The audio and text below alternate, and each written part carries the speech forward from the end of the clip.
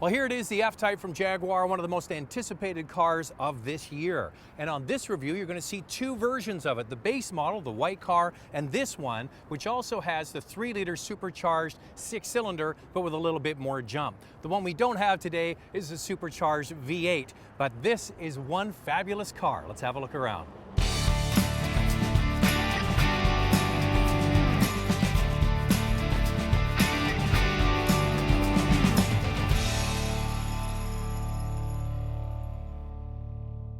There are three F-Types to choose from.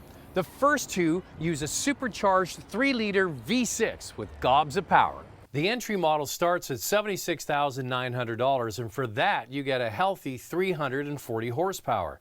Then there's the V6S model with a higher output version of the same engine at 380 horsepower. That starts at $88,900. The top model is the supercharged 5-liter V8 with an earth-shattering 495 horsepower for just over $100,000. Sure, Jaguar is a premium brand, but when you compare this car to other performance roadsters with this much power, the all-new F-Type is a relative bargain. The body is built off an aluminum substructure for optimal weight savings, and the roof is fabric, also to save weight. By the way, the roof can go up and down in 12 seconds, even while driving at speeds up to 50 kilometers an hour.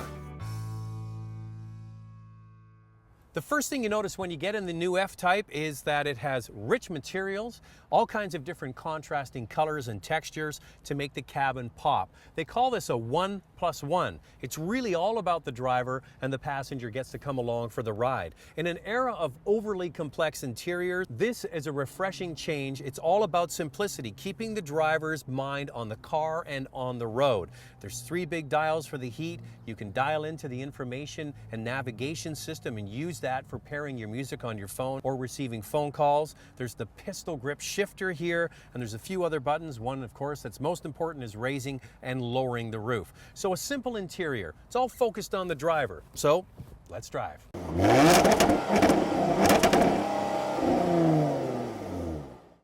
Now this beautiful white F-Type that I'm driving is the base model, but it still has 340 horsepower, and it really has a lot of snap to it, mostly because it's utilizing an 8-speed automatic transmission. There's also a button here, you click on the dash, and it changes to what's called dynamic mode. That changes the shift pattern of the transmission and also the sensitivity of the throttle to get even more out of this 340 horsepower motor. You can also slide the shifter over to one side, get you into sport mode to get crisper shifts, and of course there's paddle shifters here on the steering wheel.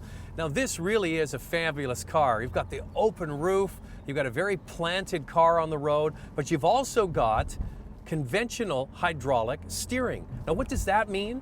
A lot of car manufacturers have gone to an electric power steering to get greater efficiency, but Jaguar knows that this is a performance-oriented car, so they want their drivers to feel the road beneath them, and that's what you get with a hydraulic system. So I'm glad to see that they're really serious about making this not just a prestigious and luxurious car, but also a performance car. Now what this car has that the white car doesn't have is a switch here on the dash that gives you the sports exhaust. It opens up the baffles and you get that beautiful noise. When you lift off the throttle, you get the burble. It sounds like sex on wheels. It's just fantastic. Like, listen to that. You know, this proves that V8 power isn't all that it's cracked up to be. These smaller supercharged engines are so much fun and lively and way more efficient than anything that we've seen in the past. So that's fantastic. And you know what? The 40 more horsepower in this S version really is quite noticeable. It's so much fun, and it really feels well planted. As I mentioned earlier, it's got the hydraulic steering, great feedback to the driver, the brakes are fantastic. It's just a lot of fun to drive. And I was thinking, if you're not gonna get this car and you're gonna get something else, what would you choose? Maybe an SLK from Mercedes, a Boxster would be a great choice, a Boxster S of course, a Cayman even. You know what, a Z4 from BMW.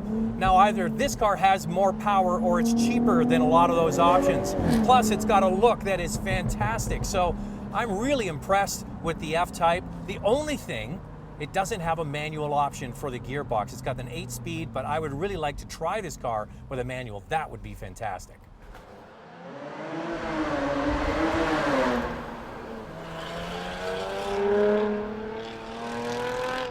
Now, because this F-Type is being sold in limited batches, they really are going to hold their value. No one has a crystal ball, but I predict these cars are going to be very sought after in the used market. So that compounds to the fact that I think this is a great value car. 380 horsepower for this model is just as much fun as a more expensive 911 Cabriolet. An SL for Mercedes-Benz, much more expensive. Even if you look at the Cayman or the Boxster, I think this car really has something unique going for it. Great styling, it stands out in a crowd, and it's been turning heads everywhere we go. So if you're in the market for an F-Type from Jaguar, you will not be disappointed.